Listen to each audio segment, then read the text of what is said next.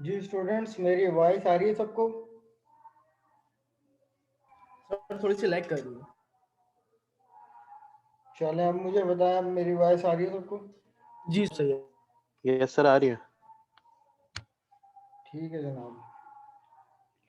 अच्छा भाई, अपने टॉपिक को स्टार्ट करते हैं कि लास्ट क्लास में जो एसक्यूएल सर्वर पे हम लोगों ने बात की थी एसक्यूएल के टर्म में, कि भाई एसक्यूएल कंस्ट्रेंट की बात की थी। और उन्हीं कंस्ट्रेंट को यूज़ करते हुए अब हमें तो पता है कि भाई कंस्ट्रेंट किसको कहते हैं, कि भाई रिस्ट्रिक्शंस, कि आप अपने डाटाबेस को इंटीग्रेट करने के लिए, अपने टेबल्स को, डाटा को इंटीग्रेट करने के लिए कंस्ट्रेंट लगाते हो। तो पहला कंस्ट्रेंट क्या था? नॉट नल का कंस्ट्रेंट। उसका क्या मतलब होता है कि भाई किसी भी कॉलम पे अगर नॉट नल का कंस्ट्रेंट लगता है तो इट्स मीन के उस कॉलम में आपको कोई ना कोई वैल्यू देना आप पे वाजिब है। ठीक है। दूसरा कंस्ट्रेंट हमने की कंस्ट्रेंट पढ़े थे, जो कि की कंस्ट्रेंट के टाइप में आते हैं प्राइमरी और फॉरेन की। प्राइमरी की क्या होती है कि भाई पहला तो रूल उसका ये है कि भाई टेबल में किसी एक कॉलम पे लगती है। ठीक है। जैसे कि डिपार्टमेंट के टेबल में हमने डिपार्टमेंट आईडी को प्राइमरी की कर दिया, इट्स मीन के डिपार्टमेंट अपने आईडी के मुताबिक तमाम डिपार्टमेंट एक दूसरे से क्या होंगे, यूनिकली आइडेंटिफाई होंगे। ठीक है। तो हमने इसको प्राइमरी की कर दिया। तो अब इसी तरीके से अगर वही किसी की भी टेबल की एक प्राइमरी की दूसरे टेबल में यूज हो रही हो तो वो एज अ फॉरेन की यूज होती है। और फॉरेन की प्राइमरी के बगैर नहीं बनता, ये रूल है।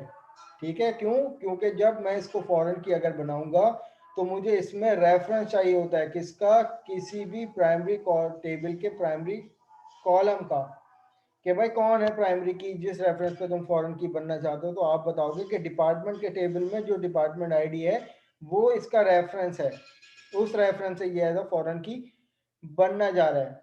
ठीक है भाई, ये चीजें हो गई थी। अगली चीज हमने ये पढ़ी थी कि भाई डिफॉल्ट कंस्ट्रेंट, जिनको कंफ्यूजन थी वो सुन लें, कि भाई फॉर एग्जांपल हमारे पास कोई डिपार्टमेंट यहाँ पर है 4, जिसमें हमने कोई डिपार्टमेंट डिफाइन ही नहीं किया था। ठीक है। और यहाँ पर हमने इसको कह दिया था कि भाई अननोन।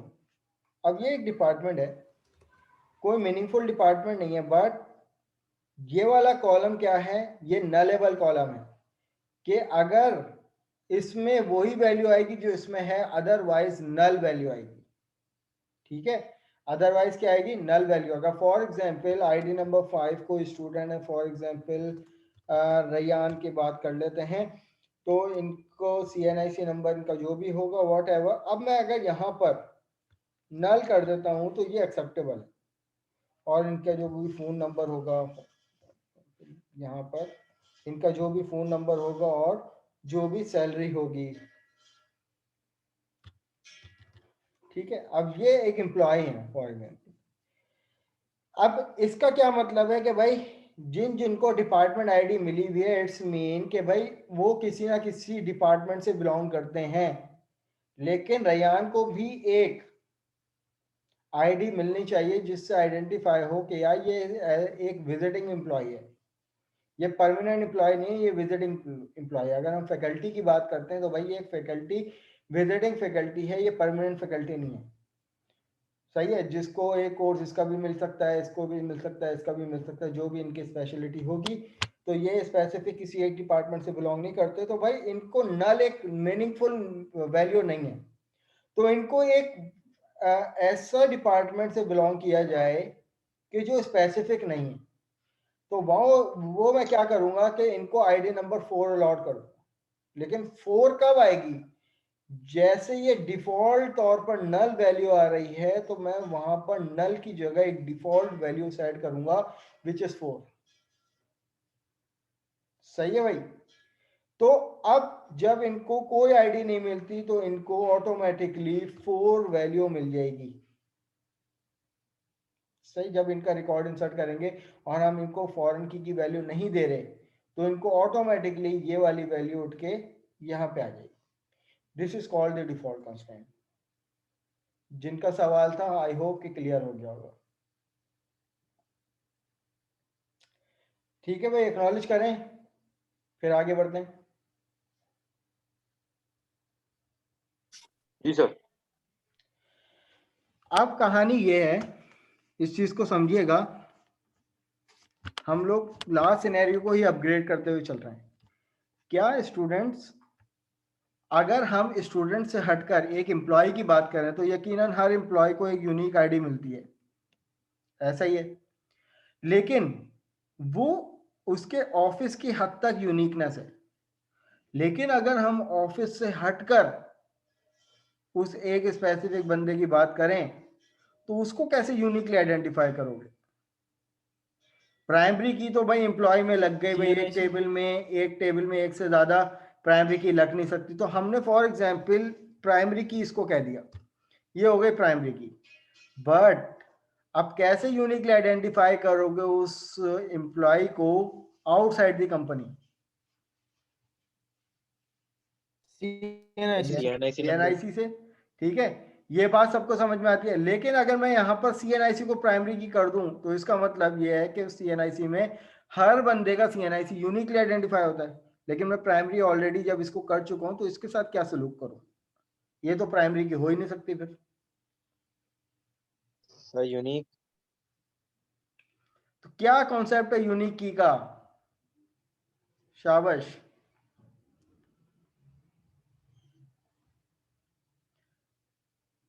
जिन्होंने बताया है अभी कि भाई यूनिक कर देंगे तो यकीनन जी उनको पता होगा ना, कॉन्सेप्ट पता होगा यकीनन यूनिक की का। क्या कॉन्सेप्ट है यूनिक की का? जब तक सर, ये बताऊंगा कॉन्सेप्ट तो ठीक। नहीं पता, ये पता है कि प्राइमरी की जगह यानी प्राइमरी की और प्राइमरी यूनिक की की जहाँ पे सेम होती प्राइमरी है। हो उसके साथ यूनिक भी होती तो क्या इसका मतलब हम कह सकते हैं कि भाई ये सेम है? है। No sir. नहीं कह सकते। क्या डिफरेंस होगा? प्राइमरी भी रिकॉर्ड को यूनिक कर रही है अपने कॉलम में, और आप कह रहे हो आपके वो कॉल के यूनिक की का कंस्ट्रेंट भी अगर हम लोग लगाते हैं सीएनआईसी में तो भी वो एक दूसरे की वैल्यू को यूनिकली आइडेंटिफाई करेगा। So what is the difference between both of it?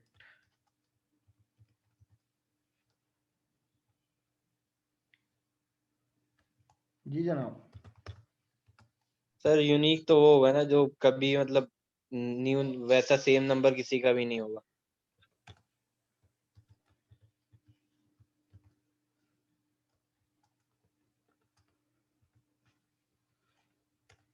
अच्छा जी।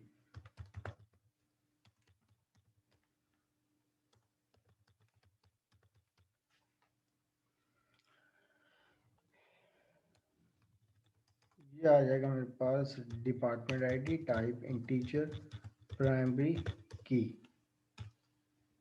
ठीक है।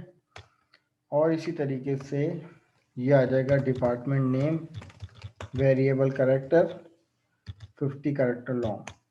इसी तरीके से डिपार्टमेंट हेड आ जाएगा वेरिएबल कैरेक्टर 50 कैरेक्टर लॉन्ग। तो ले दे के हमारे पास ये एक टेबल बन जाएगा।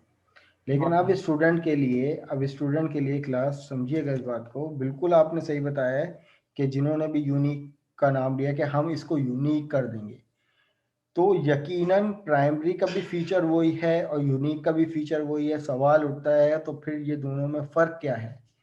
फ़र्क ये है कि ये मैं इसको आप यकीन दिलाने के लिए ये कर देता हूँ, मैं इसको यूनिक की कर देता हूँ। मैंने कह दिया यूके कि हर सीएनआईसी एक दूसरे से यूनिक होगा विद रिस्पेक्ट टू यूनिक की, ठीक है। और ये आ गया फॉरेन की, मैं यहां पर इसको एफ के से रिप्रेजेंट कर देता हूं, ठीक है भाई। तो ये बात सबको क्लियर है। अब इस टाइम क्या मतलब है कि हर एम्प्लॉय कंपनी के अंदर एक दूसरे यूनिकली आइडेंटिफाई है उसकी एम्प्लॉय आईडी से, लेकिन आउटसाइड द कंपनी अगर हम उसको यूनिकली आइडेंटिफाई करेंगे तो उसको उसके सीएनआईसी नंबर से करेंगे। तो मैंने इसको कर दूंगा भाई, अगर एक टेबल में एक से ज्यादा कॉलम ऐसे हों कि जिनकी वैल्यू यूनिकली आइडेंटिफाई करनी पड़ जाए और प्राइमरी की ऑलरेडी आप किसी कॉलम को असाइन कर चुके हो तो उसको यूनिक की असाइन कर सकते हो सकता है मेरे पास एक कॉलम ऐसा होता है ईमेल का, तो भाई ईमेल भी तो हर किसी की एक दूसरे से डिफरेंट होती है। अगर मैं अलग एम्प्लॉय की बात करूं तो फोन नंबर की अगर हम लोग बात करें तो फोन नंबर भी तो एक दूसरे का यूनिक होगा, तो मैं इसको भी यूनिक की कर दूं। तो याद रखिएगा डिफरेंस क्या है प्राइमरी की और यूनिक की में। डिफरेंस ये है कि प्राइमरी की के एक कॉलम एक टेबल के किसी एक कॉलम पे लगाई जा सकती है, लेकिन यूनिक की एक टेबल में एक से ज्यादा कॉलम पे भी लग सकती है।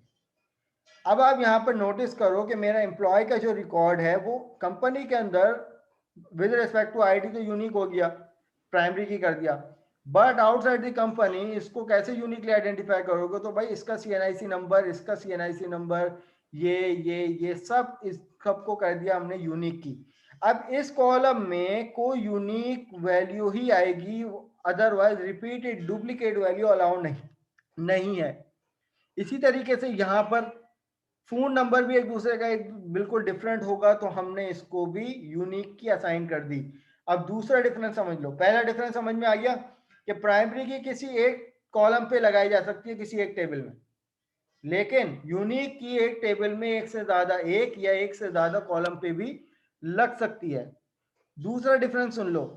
दूसरा डिफरेंस क्या है? ये प्राइमरी कॉलम अपने कॉलम में एक भी नल वैल्यू एक्सेप्ट नहीं करता, क्योंकि हमने देखा था कि जब हमने अपने डेटाबेस बनाया, डेटाबेस बनाने के बाद हमने अपना जो डेटाबेस बनाया डीबीएमएस का, उसके अंदर जो टेबल था कौन सा डिपार्टमेंट का, डिपार्टमेंट की आईडी को प्राइमरी की कर दिया था, तो देखो यहाँ पर इसने ऑटोमेटिकली नॉट नल लिख दिया।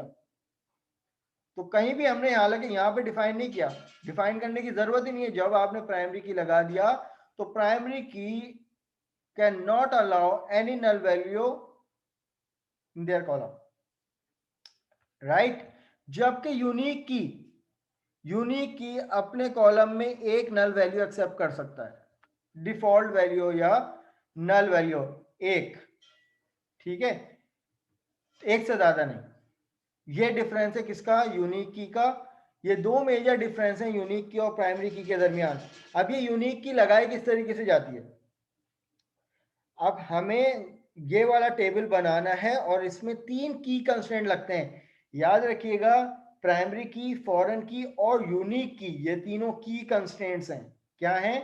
की कंस्ट्रेंट है। आपसे अगले लैब में ये पूछा जा सकता है कि भाई हाँ, बताओ कौन कौन से की कंस्ट्रेंट हमने अभी तक के यूज किए हैं, तो आप लोग छूटते ही बताओगे भाई प्राइमरी की, फॉरेन की और यूनिक की। प्राइमरी की और यूनिक की में डिफरेंस क्या है ये बताओगे कि भाई किसी भी टेबल में एक कॉलम पे प्राइमरी की लगाई जा सकती है, एक से ज्यादा कॉलम पे प्राइमरी की नहीं लग सकती। यूनिक की में फिर क्या डिफरेंस है वो, तो आप ये बताओगे कि भाई एक टेबल के एक या एक से ज्यादा कॉलम पे भी एट अ टाइम यूनिक की अप्लाई हो सकती है।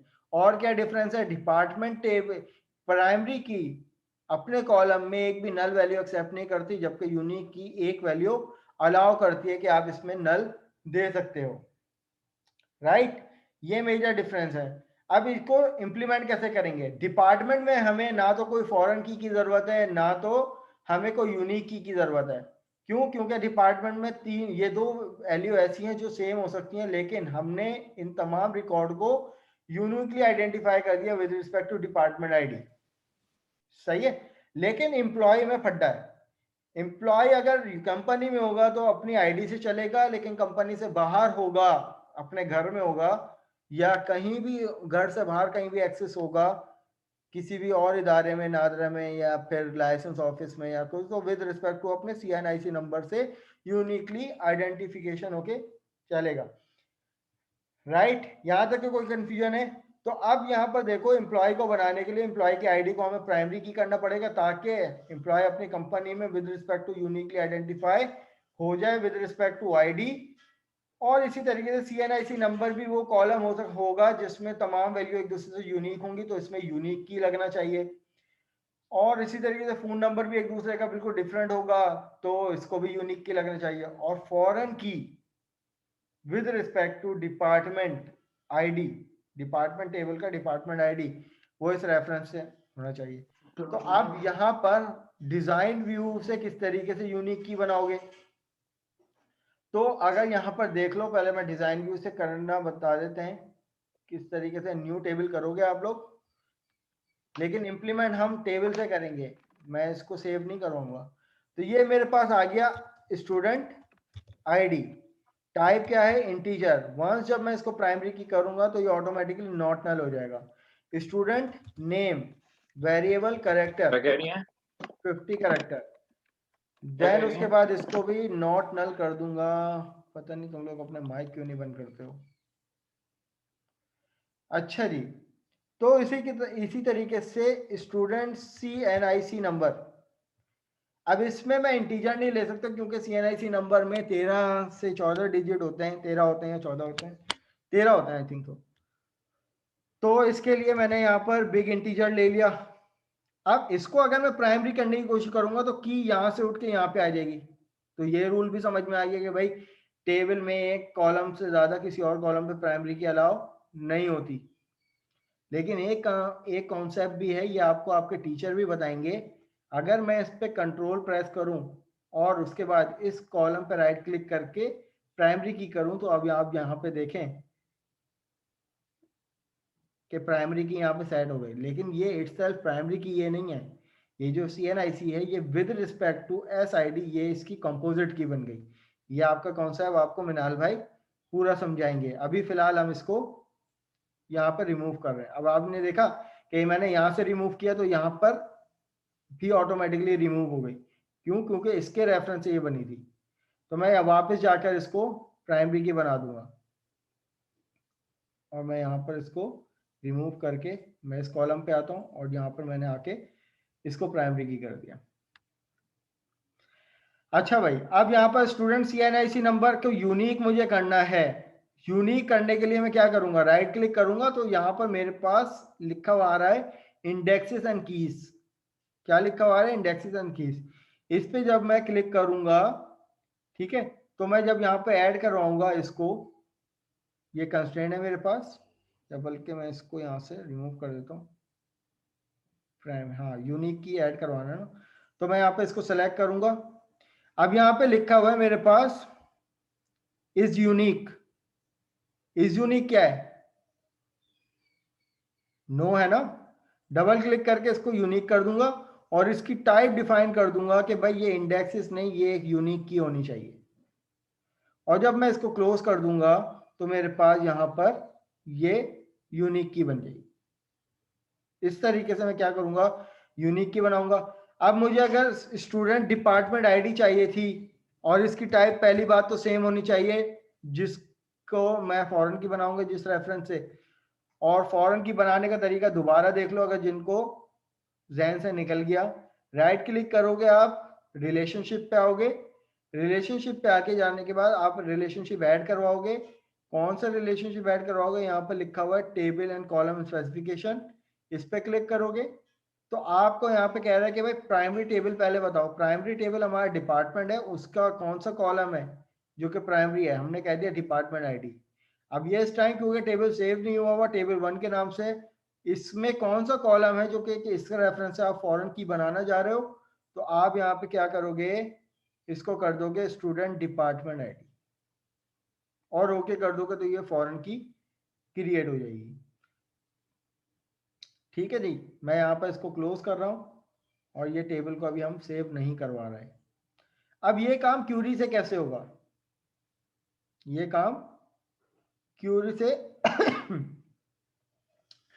जी फिजा आप कह रही हैं सर यूनिक की नल वैल्यू एक्सेप्ट कर लेती है एक नल वैल्यू, सिर्फ एक, only one, not more than one. इसको अभी रिकॉर्ड इंसर्ट करवाएंगे तो मैं आपको दिखा भी दूंगा। अभी हम लोग क्योंकि DDL से टेबल का स्ट्रक्चर क्रिएट कर रहे हैं, अब क्रिएट करेंगे टेबल कौन सा, एम्प्लॉय का। अब यहाँ पर EID एम्प्लॉय आईडी, इसकी टाइप क्या होनी चाहिए भाई? इसकी टाइप इंटीजर होनी चाहिए, प्राइमरी की, प्राइमरी की। साथ साथ क्लास एक फीचर और समझ लो।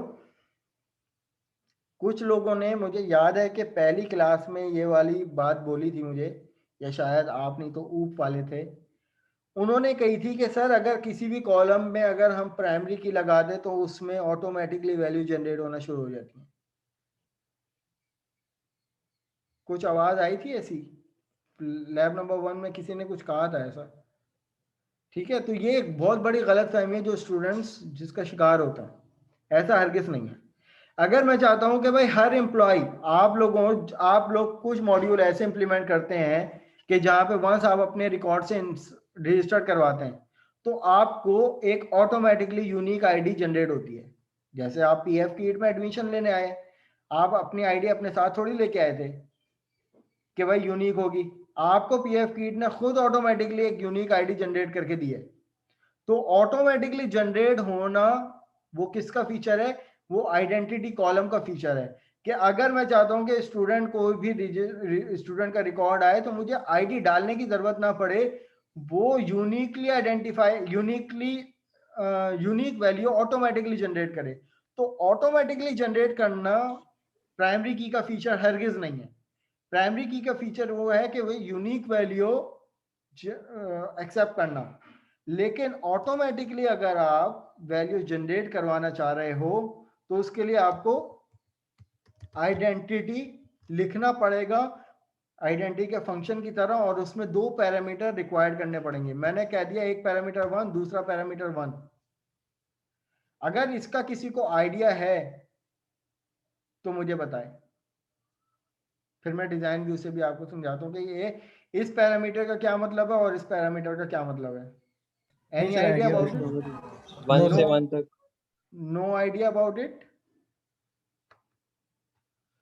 चले जी, अगर मैं यहाँ पर इसकी बात करता हूँ, मैं दोबारा से इस टेबल को क्रिएट करता हूँ, ये मेरे पास आ जाएगा एम्प्लॉय आईडी, इसकी टाइप इंटीजर, और अगर मैं इसको प्राइमरी की कर दूं इसी तरीके से एम्प्लॉय नेम N4 रख देते हैं फिलहाल। अब अगर मैं चाहता हूं कि भाई मेरे पास हर एम्प्लॉय की आईडी एक दूसरे यूनिक ऑटोमेटिकली जनरेट हो, यूनिक हो और ऑटोमेटिकली जनरेट हो, तो यूनिकनेस का फीचर कौन देगा? प्राइमरी की। लेकिन ऑटोमेटिकली जनरेट होने का फीचर कौन देगा? देखें इस टाइम मैंने कॉलम को सिलेक्ट किया हुआ है और नीचे उस कॉलम की तमाम प्रॉपर्टीज आ रही हैं, ठीक है। कहीं आइडेंटिटी स्पेसिफिकेशन लिखा हुआ आ रहा है? ये आ रहा है भाई। जब मैं इस प्रॉपर्टी को एक्सप्लोर करूंगा ना तो कहीं लिखा हुआ आ रहा है इज आइडेंटिटी, ये आ रहा है भाई। और is identity by default no होती है, कॉलम को आइडेंटिटी बनाना पड़ता है, वो होता नहीं है। तो आप इस कॉलम पे जाकर इसकी प्रॉपर्टी को ड्रॉप डाउन करके इसको जैसे ही यस करोगे तो 2 आपको फर्दर प्रॉपर्टीज मिलेंगी। कौन सी? एक होती है आइडेंटिटी इंक्रीमेंट और आइडेंटिटी सीड। क्या लिखा हुआ है बाय डिफॉल्ट? 1 1। मैंने यहाँ पे क्या लिखा था? 1 1। क्या मतलब है इसका 1 1 का? अब ये मुझे बताएं, आइडेंटिटी सीड से क्या समझ में आ रहा है और आइडेंटिटी इंक्रीमेंट से क्या समझ में आ रहा है? सर 1 फर्स्ट में होगा, उसके बाद उसके अंदर इंक्रीमेंट होता जाएगा 1 1 का शायद। वेरी गुड, एक्सीलेंट, बिल्कुल ऐसा ही है कि भाई आइडेंटिटी सीट का मतलब कि पहला जो एम्प्लॉय आएगा उसको पहली आईडी यानी आईडी की वैल्यू जनरेट कहां से होना शुरू हो। मैं चाहता हूं 1 से, आपकी अपनी मर्जी, आप 100 से जनरेट करवाना चाहो। 100 के बाद 1 का इंक्रीमेंट होगा, 101 अगले को मिलेगी, 102 उससे अगले को मिलेगी। लेकिन अब ये ऑटोमेटिकली जनरेट होगी with respect to this pattern. लेकिन मैं चाहता हूं कि भाई 1 से स्टार्ट हो आईडीज मिलना, तो पहले एम्प्लॉय का 1 मिलेगी, 1 से स्टार्ट हो गई। तो सीड का मतलब है कि आइडेंटिटी की वैल्यू कहां से जनरेट हो, ठीक है। आइडेंटिटी इंक्रीमेंट का क्या मतलब कि भाई 1 के बाद कैसे पता चलेगा कि भाई 1 के बाद 2 आएगा, 1 के बाद 3 भी तो मिल सकती है, 1 के बाद 4 भी तो मिल सकती है।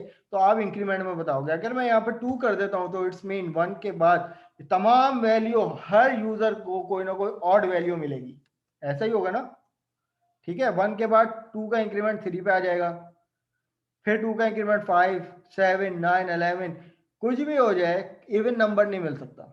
लेकिन अगर मैं चाहता हूं कि भाई हर बंदे को एक इवन नंबर जनरेट हो तो मैं यहाँ पे इसको 0 से स्टार्ट करूं, but 0 is not a meaningful value. मैं यहाँ पे इसको 2 से स्टार्ट करूंगा और उसके बाद 2 से इंक्रीमेंट कर दूंगा। ये चीज समझ में आ रही है भाई सबको?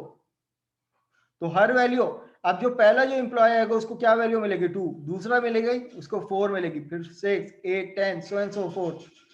बट मैं चाह रहा हूं कि भाई 1 से स्टार्ट हो और 1 के बाद 1 का इंक्रीमेंट होके हर एम्प्लॉय को ऑनवर्ड्स आईडी मिले। ये तरीकेकार है डिजाइन व्यू से। अब हमें क्या करना है कि भाई एक और फीचर हमने ऐड कर लिया कि भाई आइडेंटिटी बनाना है, हर वैल्यू हर एम्प्लॉय को एटलीस्ट आईडी जो है वो यूनिकली आइडेंटिफाई हो और ऑटोमेटिकली हो। ऑटोमेटिकली होने का फीचर ये देगा और यूनिक वैल्यू का फीचर ये देगा। एक और शर्त है आइडेंटिटी की कि आइडेंटिटी हमेशा उस कॉलम पे बनेगा जिसकी कोई ना कोई न्यूमेरिक वैल्यू है। मैं इसकी टाइप अगर varchar कर दूं, ठीक है, और यहाँ पे 50 कैरेक्टर कर दूं और एम्प्लॉय को क्रिएट कर दूं, तो अब यहाँ पर देखें मुझे एरर देगा। एरर क्या देगा कि must be data type integer, big integer, small integer, टिनी integer, decimal, numeric with the scale of 0। Acknowledge करो क्लास, ये पॉइंट सबको समझ में आया आइडेंटिटी का? Yes sir. अच्छा जी, 2 मिनट दो यार, जरा पानी पी लो।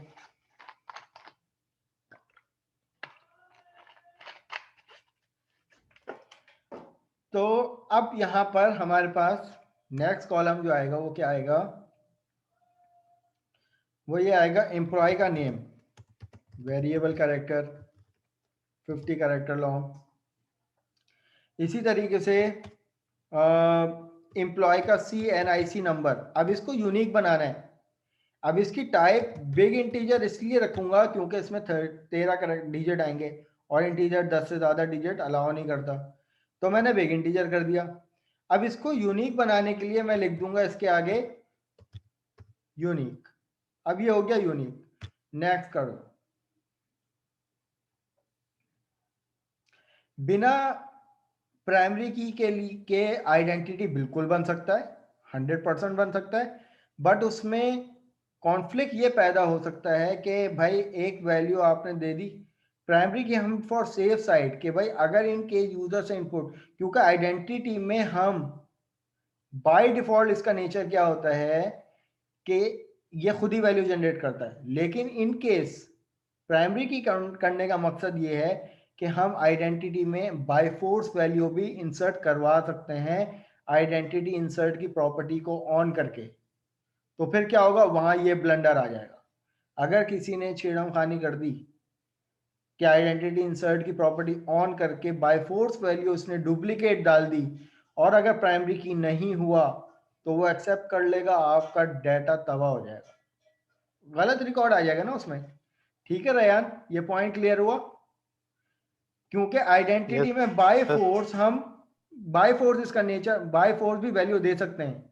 आप ये नहीं कह सकते कि आइडेंटिटी में होता ही सिर्फ ऑटोमेटिकली वैल्यू, ये इसका डिफॉल्ट फीचर तो जरूर है अपना, लेकिन इसमें एक्सप्लिसिट वैल्यू भी अलाउ हो सकती हैं। ठीक है, मुझे याद दिलाना, मैं करके भी दिखा दूंगा आपको। अच्छा, अब यहाँ पर हमारे पास एम्प्लॉय में हमने यहाँ पर CNIC नंबर यूनिक बना दिया, और कौन सा था कॉलम? CNIC नंबर के बाद अब हमें एम्प्लॉय को जो डिपार्टमेंट आईडी मिलेगी वो फॉरेन की बनानी है। तो एम्प्लॉय डिपार्टमेंट आईडी, इसकी टाइप सेम होनी चाहिए किसके, डिपार्टमेंट की आईडी से, और इसको फॉरेन की बनाना है विद द रेफरेंस, किसके रेफरेंस से, डिपार्टमेंट के रेफरेंस से। और डिपार्टमेंट के अंदर कौन सा ऐसा कॉलम है कि जो प्राइमरी है, वो हमारे पास कौन सा भाई, यहाँ पर DID करने के बाद अब आ जाओ फोन नंबर पे। फोन नंबर की टाइप फिलहाल हम लोग यहाँ पर इसको भी बिग इंटीजर लेंगे क्योंकि फोन नंबर में 11 डिजिट आते हैं, तो इंटीजर 11 डिजिट नहीं, 10 से ज़्यादा अलाउ नहीं करेगा। इसको भी यूनिक कर देंगे, आप यहाँ पे लिख दो यूनिक। यूनिक की नहीं लिखोगे आप, इसको यूनिक करोगे। फिर उसके बाद ये आ गया फोन नंबर, और एक और सैलरी दे देते हैं। सैलरी में हमें कोई यूनिकनेस डिफाइन करनी नहीं पड़ सकती, मेरे साथ और भी मेरे कुलीग हैं जिनको सेम सैलरी मिल रही है, पॉसिबिलिटी है, तो मैं यहाँ पर इंटीजर टाइप सैलरी कर दूंगा। अब मैं अपने जो है वो टेबल को क्रिएट करूँगा, तो यहाँ पर मेरे पास सक्सेसफुली टेबल क्रिएट हो गया। भाई फिर बता रहा हूँ, ये टेबल क्रिएट करने से पहले मेक श्योर कर लेना अपने डेटाबेस को, वरना बाय डिफॉल्ट किसी सिस्टम डिफाइंड डेटाबेस में ऐड हो जाता है, ज़्यादातर आमतौर पे मास्टर में सेव हो जाता है जाके, क्योंकि यहाँ पर आमतौर पे मास्टर सेव हुआ मास्टर सेलेक्ट हुआ होता है। तो या तो ये कमांड यूज़ कर लो, या तो फिर आप यहाँ से खुद ही। तो आप यहाँ पे डेटाबेस को रिफ्रेश कर लो, लैब नंबर 3 DBM है, इसमें 2 टेबल क्रिएट हो गए। अब एम्प्लॉय में क्लास में आपको दिखाता हूँ की कंस्ट्रेंट कितने बन गए। की कंस्ट्रेंट हमारे पास यहाँ पर एम्प्लॉय के अगर कॉलम की बात करते हैं तो प्राइमरी की, फॉरेन की, यूनिक की मैंने किसको बनाया, CNIC नंबर को, और फोन नंबर को भी मैंने यूनिक की बनाया। तो 2 यूनिक की आ गए, एक फॉरेन की आ गया और एक प्राइमरी की आ गया। Got that point. अब कैसे पता चलेगा, ये भी तो आइडेंटिफाई करना है कि भाई आया हर एम्प्लॉय की वैल्यू यूनिकली आइडेंटिफाई हो भी रही है या नहीं। तो पहले यहाँ पर आ जाओ, डिपार्टमेंट को फिल कर लेते हैं। ये आ गया मेरे पास डिपार्टमेंट नंबर 1 COCIS और डिपार्टमेंट हेड। इसी तरीके से नेक्स्ट डिपार्टमेंट की बात कर लेते हैं, आईडी नंबर 2। आप डिपार्टमेंट को भी आइडेंटिटी कर सकते थे, it's up to you. COE ये आ जाएगा डॉक्टर। इसी तरीके से department number 3 ERP doctor Zafar. It's enough. जब आप नेक्स्ट रो पे आओगे तो ये डिपार्टमेंट सेलेक्ट हो जाएगा, आप इसको क्लोज कर लो। इसी तरीके से अब एम्प्लॉय की बारी आएगी। जैसे मैं एम्प्लॉय में रिकॉर्ड ऐड करने जाता हूं तो क्लास यहाँ पर देखें एम्प्लॉय आईडी डिसेबल हुई हुई है। मैं यहाँ पे यूजर इनपुट नहीं दे सकता, मैं टाइप भी करूंगा तो कुछ भी टाइप नहीं होगा। लेकिन जैसे मैं यहाँ पर रिकॉर्ड एम्प्लॉय का फिल करूंगा तो इसको ऑटोमेटिकली 1 वैल्यू मिल जाएगी। देखिए मैं यहाँ पे फिर बता रहा हूँ कि मैं इस टाइम कीबोर्ड पे की टाइप कर रहा हूँ, लेकिन ये टाइप नहीं हो रहा। आप लोगों के पास भी टाइप नहीं होगा। तो मैं यहाँ पर एक एम्प्लॉय की बात कर लेता हूँ, अपने नाम की बात कर लेता हूँ। ये आ गया एम्प्लॉय, CNIC नंबर 42101 बला बला बला बला, CNIC नंबर आ गया। इसी तरीके से डिपार्टमेंट आईडी। अब डिपार्टमेंट आईडी या तो मुझे 1 मिल सकती है, या तो 2 मिल सकती है, या तो 3 मिल सकती है। तो मुझे जो है वो यहाँ पर मैंने यहाँ पर दे दिया फॉर एग्जाम्पल 1। फोन नंबर बला बला बला बला, जो भी फोन नंबर आ गया, और सैलरी आ गई, कुछ भी आ गई, ये सैलरी आ गई। अब जैसे मैं नेक्स्ट करूंगा ना तो क्लास यहाँ पर देखें एम्प्लॉय आईडी मुझे क्या मिल गई, ऑटोमेटिकली 1 मिल गई according to the property of seed. 1 से स्टार्ट हुई। अब 1 के बाद जब मैं नया एम्प्लॉय इंसर्ट यहाँ पे करवाऊंगा, फॉर एग्जाम्पल अबू बकर, जो भी CNIC नंबर है फॉर एग्जांपल इसको डिपार्टमेंट आईडी या तो 1 मिल सकती है, या तो 2 मिल सकती है, या तो 3 मिल सकती है, हमने दे दी 3। फोन नंबर जो भी इसका फोन नंबर होगा। अब क्लास देखो, एक चीज मैं आपको बता दूं, CNIC नंबर में दोबारा अगर यहाँ पर इसको कॉपी करता हूं और यहाँ पर पेस्ट कर देता हूं, ठीक है, और यहाँ पे जो भी सैलरी दे दी बला बला। अब जब मैं नेक्स्ट लाइन पे आऊंगा ना तो देखो यहाँ पे मुझे यूनिक की वायोलेशन दे रहा है, और किस पे दे रहा है कि in data the data in row number 2, row number 2 में जो डाटा है वो आपके यूनिक की के कंस्ट्रेंट को वायोलेट कर रहा है, उसके रूल को वायोलेट कर रहा है क्या। और यहाँ पे ये भी बता रहा है कि भाई कैन नॉट एम्प्लॉय, यहाँ पर एम्प्लॉय ये हमारे पास कॉन्स्टेंट है, कौन सा ऑब्जेक्ट है, यहाँ पे साफ लफ्जों में कह रहा है कि कैन नॉट इंसर्ट डुप्लीकेट की एन ऑब्जेक्ट, डुप्लीकेट की वैल्यू दिस, और इस वैल्यू पे ये एतराज कर रहा है। फोन नंबर भले तो यूनिक है, लेकिन यहाँ पर CNIC नंबर पे इसने एतराज कर दिया कि भाई सेम नहीं हो सकते अब, क्योंकि यूनिक की कंस्ट्रेंट है। तो हमने यहाँ पर एक वैल्यू चेंज करके इसको यूनिकली आइडेंटिफाई कर दिया, इसने एक्सेप्ट कर लिया। फोन नंबर इसी तरीके से मैं यहाँ से यही वाला फोन नंबर कॉपी करके जब यहाँ पे पेस्ट करूंगा तो अब ये मुझे फोन नंबर पे एतराज करना शुरू कर दिया। सही है कि भाई इसने दोबारा से आपने यूनिक की के कंस्ट्रेंट को वायोलेट के रूल को वायोलेट करने की कोशिश की, तो यहाँ पे इसने एतराज कर दिया, नहीं आ सकता ये वाला फोन नंबर। तो अब जब यहाँ पर जब नेक्स्ट रिकॉर्ड पे आया तो देखो अबू बकर को ऑटोमेटिकली यूनिक आईडी एक जनरेट हो गई, 1 में 1 का इंक्रीमेंट होकर 2 मिल गई। यहाँ तक कि मुझे बताएं कि कोई कंफ्यूजन है तो पूछें। No sir. ठीक है भाई। अच्छा, जैन कह रहे हैं कि सर तो डायरेक्ट क्यूरी से कर लें फिर। ये तो डिजाइन व्यू से आपको कंस्ट्रेंट वायोलेट करना बताया, आप क्यूरी से इंसर्ट करवा लो, इंसर्ट की क्यूरी आती तो है सबको। जब आप क्यूरी से करोगे तो आपको तब भी वही जो है वो एरर देगा, सेम एरर। सर ये जो आपने आइडेंटिटी लगाई है इसमें पता कैसे चलेगा ये किसमें सीड कौन सा है और वो कौन सा है, इंक्रीमेंट ये वाला कौन सीड सा है होता इसमें? है, ये सीड होता है और ये इंक्रीमेंट होता है। सही है भाई, ये सीड होता है और ये इंक्रीमेंट होता है। या तुम गूगल पे इसको डिफाइन करोगे ना तो तुम्हें और क्वाइट क्लियर हो जाएगा। हो सकता है मैं ऑल्टरनेट कर रहा हूँ कि भाई हो सकता है ये इंक्रीमेंट हो ये सीड हो। ठीक है, वैसे जहाँ तक कि मुझे याद आ रहा है ये सीड होता है और ये इंक्रीमेंट होता है। ठीक है जनाब, यहाँ तक के बातें क्लियर है सारी कि भाई ऑटोमेटिकली वैल्यू भी जनरेट हो रही है और क्या हो रहा है कि भाई यूनिकनेस भी आ गई रिकॉर्ड में। अब आप लोगों से एक सवाल करता हूँ। अब आपको पता है कि भाई यहाँ पर अली, अहमद, अफान, सारा, रयान, ये 5 लोग हैं जो कि एक एम्प्लॉय हैं किसी भी कंपनी, और इनमें से किसी ना किसी डिपार्टमेंट से बिलोंग करते हैं।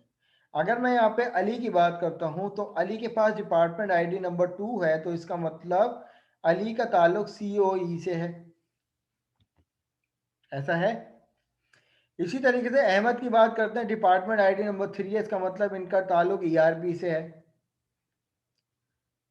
ठीक है, लेकिन फॉर एग्जाम्पल क्लास, अज्यूम करो मैं इस पूरे रिकॉर्ड को उड़ा देता हूं,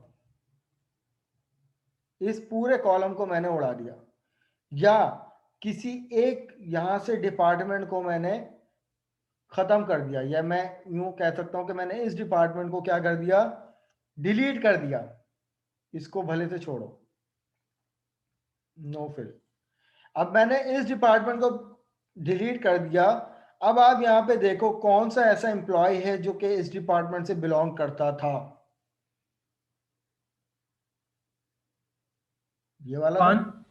ठीक है, मैं था जो भाई इस डिपार्टमेंट नंबर 1 से बिलोंग करता था। जब डिपार्टमेंट, मैंने इसको डिलीट नहीं किया, ये अपनी जगह मौजूद है, लेकिन मैंने प्राइमरी रिकॉर्ड को डिलीट करने की कोशिश की, तो मुझे बताओ इसका क्या होगा। सर इसका डाटा फैच नहीं हो पाएगा, मतलब वी कैन नॉट टेल के कौन से सर डिपार्टमेंट वो से उधर से बात डिलीट ही नहीं होगा। प्राइमरी। सर नल हो जाएगा ना वो।